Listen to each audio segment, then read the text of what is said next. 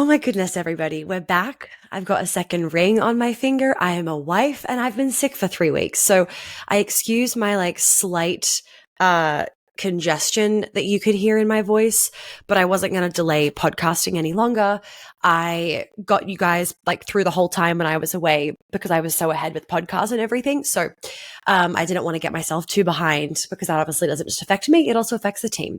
So we have some really exciting episodes coming up. I feel like I need to just give a little bit of a almost intro of everything that's happened and everything that we're now stepping into.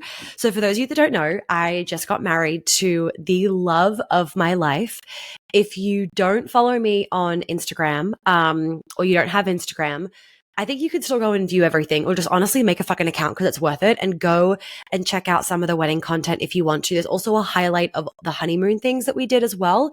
And we will also be coming out with a wedding blog post and all that kind of stuff with a lot more detail.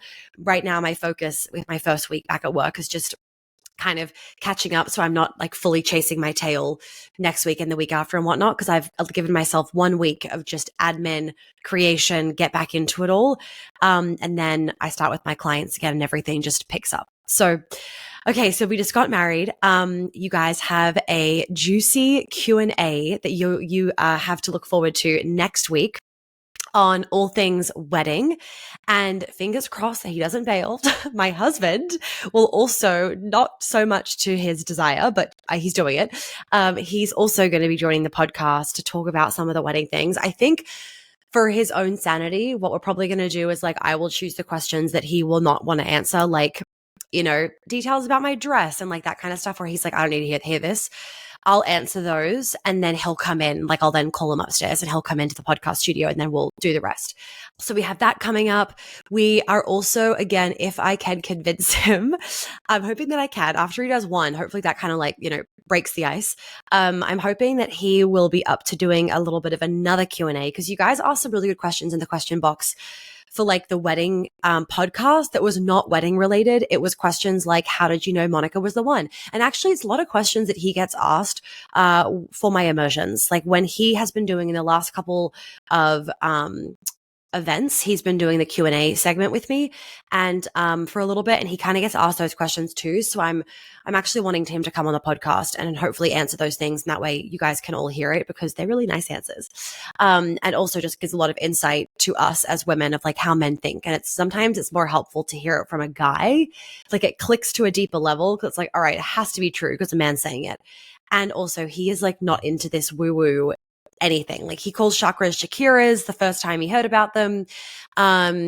He's not into this stuff, which I really love. I've talked about it before. I just love that he's not into it because I feel it's way more relatable for you guys. And also then you will know the relationship work that I do is not, tantric, hanging from the ceiling, 10-hour long conversations that no masculine guy wants to be a part of.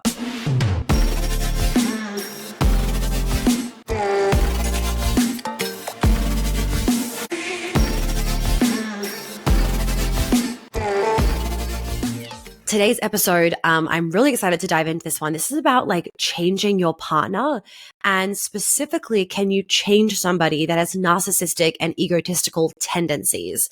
I've been asked this question kind of one way or another quite a few times. Somebody else asked it as a comment on our Instagram when I was away. And I was like, right, this is the first episode we're going to do coming back. So we have that coming up. And then what we also have is I am launching 2 new programs. Of course, they all came through whilst I was away. So the first program that I'm launching, we have given out the invitations by the time you guys have listened to this to past clients. It is called, honestly, we don't know how many spaces will be left now. It is going to be a really intimate program. So it's about 20 people in the program. It's 100% live. We have live calls together for 4 months and couples are welcome. So it's called Healthy Love. And it's for those of you in a relationship and you're really wanting to take your love and your relationship to the next level. So all the details of that is going to be on the website page. I won't ramble on about it for too long, but I'm so excited for this, especially to be doing a 4-month, intimate, community kind of program. Yeah, it's really lighting me up. And then you guys will hear about the next one soon as well. Because the next one isn't actually a program. The next one is another really long-term kind of situation. But with Healthy Love, what I love about this is I'm really making it a hybrid between one-on-one and group. So basically the program, like I obviously have the programming that we're going to do in it. And I've got like kind of the outline, but I'm basically making the program what you need from your application. So your applications will then literally create the program. So you can rest assured that exactly what you need will get worked on in the program. And there is healing. So basically for this program, you have to have done trauma healing before. So if you've done Queen Alchemy, if you've done one-on-one, if you've done my immersion, you're all perfect, like ready to do this kind of program. If you haven't worked with me before in those capacities, but you've done a lot of somatic trauma healing elsewhere, and you have deep self-confidence, you have self-worth, you know how to speak your truth and all that kind of stuff, then this, you can still do this, but it is application only to make sure that we have a really high caliber group that are all kind of at the same place in their self-development journey. And then couples are welcome. So your man can also join, and he'll have his own seat at the table too. So it's not like he's joining with you. He's just joining as another person in the group. And yeah, I'm really excited for it. And then the last thing I'll mention is another podcast episode to get excited for is the movie It Ends With Us. I've been waiting for another movie or TV show that I can break down like we did with what's the sex one that we did for quite a while? Sex Life. I think it was Sex Life. Like we did for that. We did it for Barbie. I've done it for quite a few. This what's the other one? Us? The guy that like kills all of his girlfriends. I've done it for that as well. So we are going to do one in the next few weeks. I have to buy it. I think it's now finally streaming. So I'm going to buy it, rewatch it, make notes, and then I'll be able to give you that one as well. So anyway, today we are diving into, can you change your partner? Okay, so first thing, as you guys know, I'm very big on be a lover, not a mother. Just as my program name goes, it's like, keep that in your brain. How can I be a lover, not a mother? Now, here's the thing. When you are in a healthy relationship that really fosters growth together and growth independently, I would hope that you would change as a person throughout the course of your life since being in a relationship with that person. And I say that because I would hope that person has a good influence on you and you are becoming a better version of yourself every day because of them. And I know for myself, even though a lot of family members and friends listen to the podcast, even though people always say, oh my gosh, like, my husband, he changed so much after he met me. He became super healthy, like a lot changed, okay? But it wasn't that I didn't love him as he was. Okay, we're going to kind of break this down. It wasn't that I didn't love him as he was. It's just like that is what I would hope. I would hope that I am such a good influence on him, and I would hope that he is such a good influence on me that we've changed. And so, and sometimes some people will change in more kind of obvious ways than others, but no change is better or worse. So for example, how I've changed as a result of being with my husband, I'm never going to get sick of that word. As a result of me being with my husband, one of the things that I've changed, and actually one of my maids of honor, because I had two of them, one of my maids of honor, they were saying this in their speech at the wedding, was like, since Monica being with Hal, like, I don't get as many Monica meltdown moment phone calls. Like I can keep my peace a lot more. I can just not need to dwell or talk or vent or kind of go down the rabbit hole. And it could just be because he regulates me. Like, I don't know necessarily the specific like reasons for it, but he's really good at not dwelling, not going down a rabbit hole, not needing to vent. And that can also be a little bit of a man thing too, per se, like some people might say, but he has just really developed me in that kind of way. I feel like as a result of being with him, I've just become a lot more mature. I feel like I hold myself in a different way. That could be like the Southern influence too. But anyway, so when we're talking about changing your partner, the reality is that you shouldn't have this goal of like, I need to change my partner. Because when you have this thing of I have to change you, it's basically saying, I don't love the current version of you. I only will love the version of you that I want you to change into. What we also have to decipher between is the healthy change, where it's like the change that just happens naturally and you're helping them to become a better version of them versus fundamental parts of their personality that you are trying to change because you get the ick from or like you don't like. For example, let's say your partner, whether you know you're a husband listening or whether you're a man listening or whether you're a woman listening, it doesn't matter. It doesn't matter what kind of relationship you're in. Let's say your lover is really outgoing. Maybe that triggers you a little bit because of your own stuff, but that we'll keep that for another episode. Let's say they are really, really outgoing. Okay. And maybe that gives you a little bit of like an ick, or it gives you a little bit of, it makes you a little bit triggered, or, you know, you think they need to be more quiet, like, shh, be more quiet. Like, why are you so over the top? Why are you so out there? Why are you so much? Right. And obviously you guys know from listening to my podcast for so long, that is their own insecurities being projected. But what can happen as a result of their own insecurities being projected is from that insecure place, they think my partner has to change in order for me to be happy with them. So I need my partner to be more quiet, right? And to be just a little bit more like, you know, just to fit in. I need my partner to fit in and not be so loud. And then I will be happier with them. Then I'll love them more, etc. Now, can you see in that situation, that is coming from a place of insecurity. They would feel better in the relationship if you were quieter. Let's do another example. Let's say, for example, that you are like, my partner has to change in terms of, oh, he's not ambitious enough. Okay. He's not ambitious enough. Like, I want him to work harder. I want him to make more money. I want him to do more, etc., etc. Okay. Now, is that from a genuine loving place? We'll touch on that in a second. Or is that because you feel like you are projecting your own beliefs around work and who a man should be and what a man should do onto him? And so as he is right now, he is not enough. And therefore, the only way that you will be able to be happy with him and not be annoyed and resentful towards him or her is if they worked more. Now, in this situation, I would say you need to not date this person. If you genuinely, right? And this is where you have to, the self-discovery and the self-awareness in relationships is vital, because this is a situation where it's like, okay, if you said to me, I need somebody that works harder, do you need somebody that works harder? Because you might. Or is that because you have this programming around what it means to be a good woman or man or whatever it is, and you have told yourself this story that you'll only be happy with a guy that earns X amount of money or a woman that does X amount of things around the house? Okay. Because we have to understand, are our quote unquote needs in a relationship, which can then determine how we're wanting to change our person, are our needs coming from a place of insecurity in ourselves, or we have such high self-worth and we actually really know from like deep in our soul, we know what we need in order to be happy in this relationship long term. And so these things are coming from that place. So for example, let me give another example on the other side.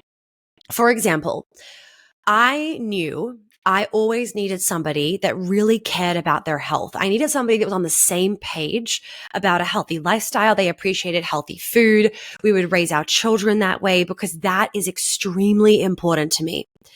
And if I met somebody who was not willing to either change into that or was like, no, I don't want to be like that, then I would be like, that's fine. And I'm going to walk away because I'm not going to try and change them. Okay.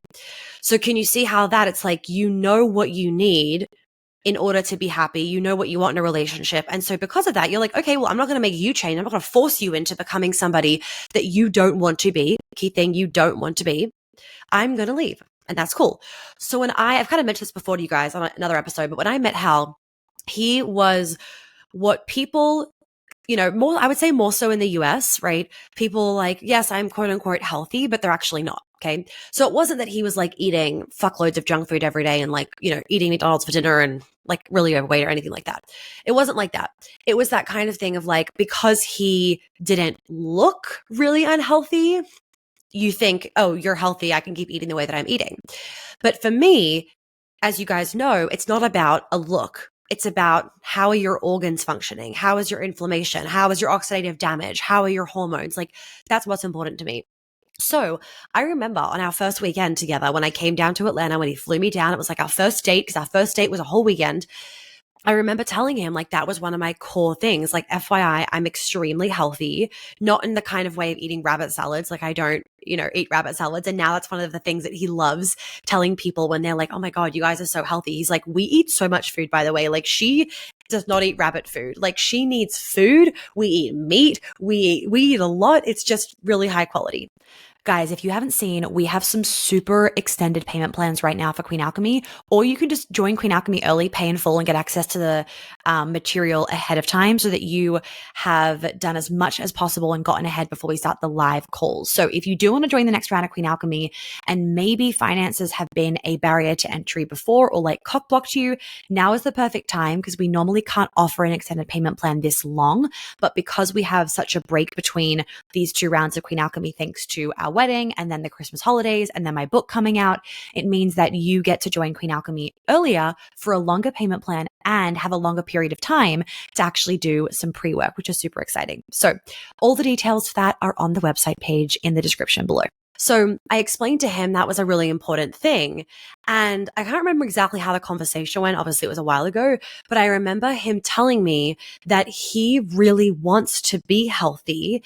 It's just that he hasn't been raised the way that I've been raised. He hasn't been educated the way that I'm educated. And so it wasn't ever that, and so he's changed a lot in terms of the way that he eats, the way that he looks after his body, what he puts in his body. Like, he works out more than like all the things, right?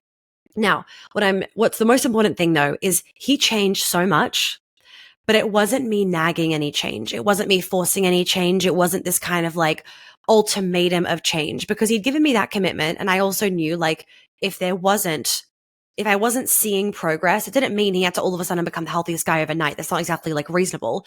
But if I wasn't seeing progress, I was going to honor myself and obviously walk away. But I was seeing progress. Now, where it got to 6 months in is obviously completely different to where it is now, but there was progress, right? And so I've had people ask me, like, I want my partner to change, and like he'll change for a little bit and then he'll go back, and then he'll change for a little bit and then he'll go back. And like, we could go really deep into that. But my point is with the change is that one, you can't nag your partner into change. Whether you are with a woman, whether you are with a man, you shouldn't be nagging your partner into change because it makes them feel conditionally loved. It makes them feel like you only love them or like them or choose them or they're only enough if they're fitting into a certain box that you have given them. Okay? Versus you being the embodiment and them kind of then rising up as a result. So with the food one, I get asked this one all the time of like, how did you make him so healthy?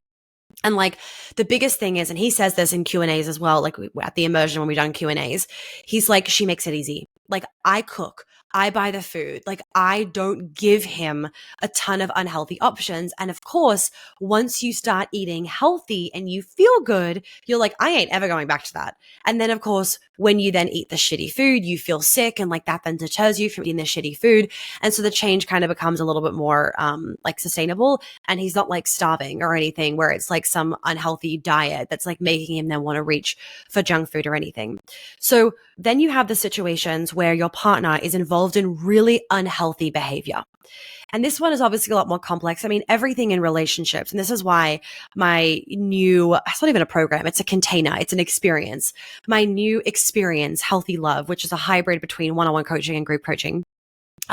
This is why I'm making this program so intimate, so high touch, like fully live. And this is why I wanted you guys to essentially make the program with your applications because, there is no one size fits all with relationship advice. And that's why I think so many people are falling into these traps in their relationship right now, or feeling like my relationship isn't enough, my man isn't enough, my woman isn't enough, whatever, because they're actually unconsciously comparing to what they're seeing and hearing on podcast episodes, on social media, blah, blah, blah. And it's like, you can't take somebody's little bit of advice for that one little situation and then use that for your situation when it hasn't taken into account how many kids do you have, what do you do for work, like where is she in her cycle, like all those extra things that kind of need to come into play.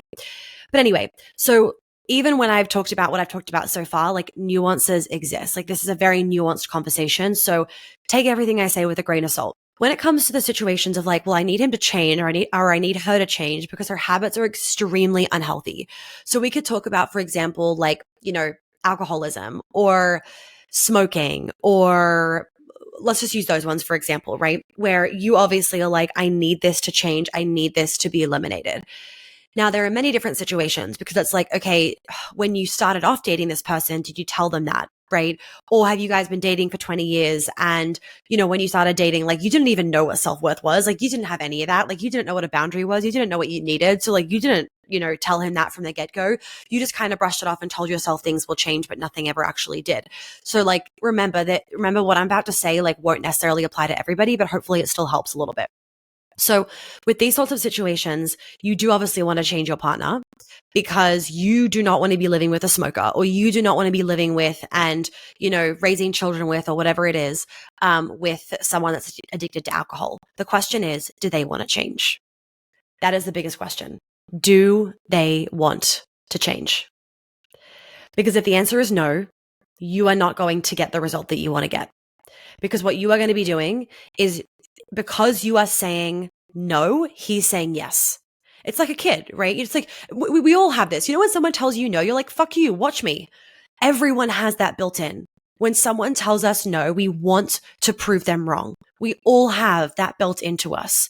And when it comes to addiction, like in particular, for example, when someone tells that person that's addicted to whatever it is that they're addicted to quit it or to stop, or like, you need to stop, or I hate you when you do this, or whatever it is that you're trying to do in the hope that something will finally click in his head or in her head, it's not going to, unless either one, something drastic enough happens where they then decide they want to change, or they have to want to change.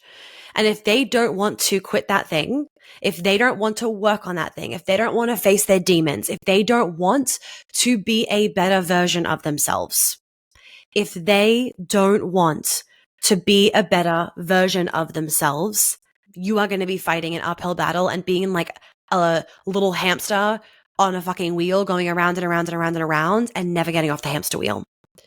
So this is where I'm saying, like, the conversation around can you change your partner is extremely nuanced, complicated, layered, etc. Because then there's obviously the situation where your partner does want to change. They do want to quit smoking, for example, but that ain't going to happen overnight. And there are going to be slip-ups and there are going to be hardships. And like, that's a whole journey where you have to be supportive through that journey. And then that becomes a whole thing of like you putting your ego down and him putting his ego down, and or vice versa. And the vulnerabilities that are going to come through. And like, it's going to be a healing experience, not just for that person that's quitting the smoking, but it's also going to be a really healing experience for you. But the biggest thing to understand is that we can't change our partner. We can't go into relationships or go into the day even thinking, I'm going to change them. Because we can unconsciously feel that energy. And when we feel like someone is trying to change us, most of the time, it's going to make us get pretty pissed off and actually distance ourselves. So if you're actually wanting to ignite growth in your lover, there is another way that you can do it that doesn't involve essentially telling them they have to change this thing. It could be a deep conversation just about, how you see your relationship in the future and what you would both like to be committed to. You would both like to be committed to a healthy lifestyle and healthy living. And if he's like, yes, I'm on board, I want this too, the conversation's open. Great. What things do you want to work on that I can support you in, babe? How would you like to be supported? How do you want to be called out when you're self-sabotaging? It's those sorts of bigger conversations that then get to be had when the door opens of, I would like to change. So let's move on to the conversation around, can you change someone that is a narcissist or has like narcissistic tendencies or a really big ego? So the first thing is, it's very important to kind of decipher, is narcissistic personality disorder is a mental health. So the first thing to kind of decipher between, because I'm not even going to be really talking about narcissistic personality disorder. I did an episode, by the way, on is he really a narcissist, or are they really a narcissist, something like that. I would highly recommend you listen to that because I kind of went into everything deeper around narcissism. But when it comes to narcissistic personality disorder, that is a mental health condition that essentially is characterized by like long-term a long-term pattern of intense self-importance, lack of empathy, an excessive need to be the center of attention all the time. Everyone needs to admire them, that kind of thing. Only about 1% of the population actually has the full NPD diagnosis. So when we're talking about like he's a narcissist, maybe, but like it's probably more likely that he has narcissistic or she has narcissistic tendencies, but doesn't actually have the full-blown narcissistic personality disorder. Okay. So I'm not going to talk about narcissistic personality disorder because that really can't be changed unless there is a catastrophic wake-up call in their life, that actually kind of shakes them out of their current like self-absorbed image and actually starts to make them do work on themselves. Because even when it comes to narcissistic tendencies or somebody that's really egotistical, the way for them to change is essentially through healing the trauma that has caused that kind of behavior. Now, for some people, they might, decide they want to go do trauma healing anyway because there's a bunch of other symptoms in their life and the other symptoms are the thing that's led them down the path of like, I want to do some healing work. And then they also heal the kind of narcissistic and egotistical tendencies, or kind of like something that would change somebody with NPD is something catastrophic happens that makes them actually look at themselves, start to have self-awareness, go to therapy, do somatic healing, whatever it is, and then they heal those things. Okay. But somebody with like narcissistic traits, they're going to probably just seem selfish. They're going to seem, like quite self-absorbed. They're going to be very ego-driven, but it's not that full criteria of NPD. And I also want to say that I said this in the narcissism episode 2. A lot of people, and I'm not saying that like everybody listening to this is doing this, but you want to be careful with like over labeling, because a lot of people these days just use the label of, she's a narcissist, he's a narcissist, like it's going out of fashion, when that can be really limiting to your own growth in the relationship with that person. And I say this as somebody that has had relationships and been sucked into the paralysis, and like literally it's like sludge once you're in that kind of relationship. I know what it's like to be in a relationship with somebody that has full blown NPD. And it is really challenging. And I'm going to talk about that in the episode. It kind of links with the whole emotional abuse and mental abuse. I'm going to talk about that a lot more in the episode where I talk about, it'll come up in a few episodes. This Ends With Us, the movie. That movie was actually like really good. And so I'm going to be using that as an example to go through this kind of stuff with you, so it can help you to learn and just kind of have an image in mind. But be careful with the labels that you use, because it really can be restrictive for you, not just them. Okay. So people don't change when they don't see anything wrong with their behavior. Okay. I kind of said that before. So with NPD, narcissistic personality disorder, those people often don't see anything wrong with their behavior. They don't see anything wrong with themselves.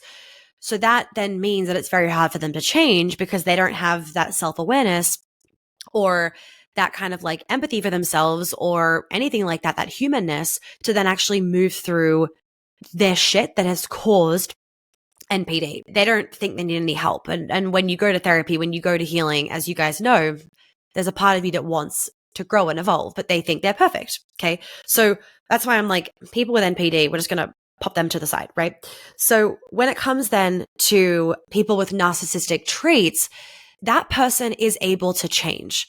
So the narcissistic traits, like that's a lot more common.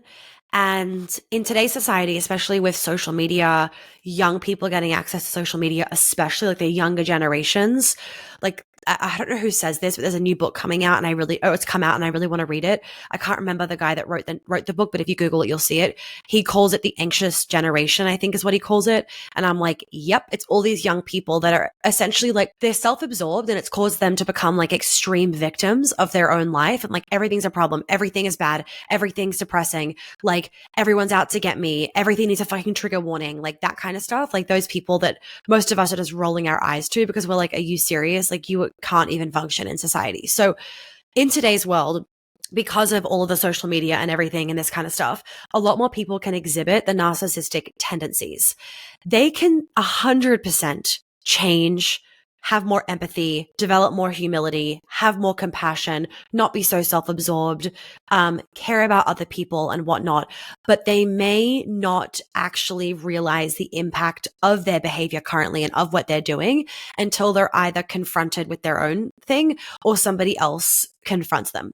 So just like I was saying before, if you just say to your partner, you have narcissistic traits, you need to fix them. Most people, even if you're a really good person, you're going to go, whoa, and you're going to get into the defense because we are wired to protect ourselves. Now, maybe after a few days, you'll like think about it and maybe you'll look into it and maybe you'll be like, okay, do I? Maybe. But most people that haven't done any healing work, any therapy, have no self-awareness, they're going to basically talk about how much of a shit person that person is and said that to you. Fuck that person. And that nothing wrong with you. You're such a nice person. You're going to tell yourself what you want to hear. So telling somebody you have to change most of the time won't work because we are wired to defend ourselves, right? So instead, there's this like focus on self-awareness. People with big egos or people with, and let's make this really clear. Somebody that is confident doesn't have a big ego. Somebody that is proud of themselves, that doesn't make them a narcissist. Somebody that, that asks for attention sometimes in the moments when it's appropriate. Let's say they're going through something and they're like, hey, I actually really just need you to listen to me right now, or I really just need the attention to be on me. That's not somebody that's displaying narcissistic tendencies. That's somebody that actually has the self-awareness to ask for what they need. Okay. Because most of the time when somebody is displaying narcissistic tendencies, that narcissism comes from trauma. Narcissistic tendencies, like they are a trauma response. Okay. So when somebody is, trying to be the center of attention or overly egotistical or whatever, generally speaking, they're actually not trying to be a dick. That is their way of feeling safe. And I talk about that in the Narcissist episode, which I would highly recommend everybody listen to. So people that have a big ego or have narcissistic tendencies, they are capable of change if they become more self-aware, right? So personal development, therapy, somatic healing, of course, healing the traumas that have caused them to feel like their safety mechanism. And the only way to feel safe is by being the center of attention, being very ego-driven, et cetera, working on all of that and working on that root, as you guys know, the actual root that is causing this behavior, that is what is going to then actually create the change. You telling that person they need to change isn't going to do anything. They have to actually want to change. And like I said before, maybe they're not changing because they think they're like self-absorbed. They could be changing or like going to therapy because they have, horrendous anxiety, for example. It could be something else. And then the flow and effect is them actually realizing, oh, wow, I actually can be a bit self-absorbed or whatever it is, right? But again, we all as humans, like we're all sometimes a little bit self-absorbed. We're all sometimes a little bit egotistical. Like the goal isn't to become this like perfect human. The goal is to have self-awareness, is to check ourselves. The goal is to feel like I know when it can be, me time. And I also know when it's like focus on the other person, that kind of thing. Okay. And for you, if you're in a relationship, platonic or romantic, with somebody that displays narcissistic tendencies or that just has a really big ego, what I want to make sure you guys do is set boundaries. It's very important to set boundaries with these sorts of people so that they don't learn that they can always get away with their behavior with you or just in general, right? And this over time can lead to small behavioral changes. So I know for me, the people that I know are a little bit manipulative or a little bit egotistical, or not a little bit, very egotistical or like a bit narcissistic, or just mainly for me, the people that I really am good with my boundaries with is like, it can be the smallest things. Is when they're a bit manipulative, right? And so I don't give them what they want. It might be, for example, I'll, meet them halfway or I'll set a boundary or whatever it is, or I'll be nice about it, of course, but I'm not going to like be like, okay, fine, because I'm afraid or because I don't want to piss them off or anything like that. Because then what they're learning is that they can keep having this massive ego around me or maybe just around others as well. And I, at least, I'm not going to accept that, right? I won't go into examples because people listen to this episode, people listen to this podcast, but hopefully if you're in any of my programs, you can ask me for the examples in there and then I'll give them when I know it's like a bit more closed. So the boundaries for you is really important because your boundaries are going to help foster them to actually change. because the boundary is going to make them have some self-reflection. The boundary is going to help them to realize like, okay, I can't just keep getting away with this. It might make them annoyed. It might make them angry, but that can also create really powerful and lasting change and just self-reflection. That's what it can create. So to wrap up, ladies, because I actually have to get on a book meeting with my agent, so I have to go. And gentlemen, I should say, because I know there's some men listening probably to this episode too. I just really want to remind everybody that is in a relationship where you're trying to foster change. Remember that the way that you foster change is everything. I would re-listen to this episode because I literally gave you guys a whole lesson in a program. So I would definitely re-listen to this episode so that you can actually get the most out of it. It is crucial to understand that nobody is perfect. But you should also recognize when somebody's behavior crosses the line, when somebody's behavior is making you really unhappy. Now, does that mean they have to change, or does that mean actually your needs aren't going to get met? You need to honor your needs and you need to walk away. You need to not only have boundaries with other people, but also with yourself. Some people are capable of growth and change if they have the right mindset. Other people, those with really rigid personalities or whatever it is, they might resist change. Maybe they'll resist change for a little bit and then they'll change, and it might not last forever. But this is like a very nuanced situation where you have to really trust yourself and be honest with yourself, but also be rooted in like practicality and not expecting people to be perfect. Relationships are not perfect. You will not have this person that makes you perfectly happy in every single moment. It doesn't exist. It doesn't happen. And if they are making you perfectly happy in every single moment, I almost guarantee you they are people pleasing you. And they are not actually being their honest self, and it's going to blow up in your face one day. So I'm going to leave you with that. If you want to join the new program, it might already be out. A bit like lost with my times right now. We'll put the details for that below. It'll either be waitlisted or it'll be open. Like I said, it's super intimate. So definitely do not wait until the last minute because it very well could be filled up in a short period of time. And I will see you guys next week for our wedding Q&A.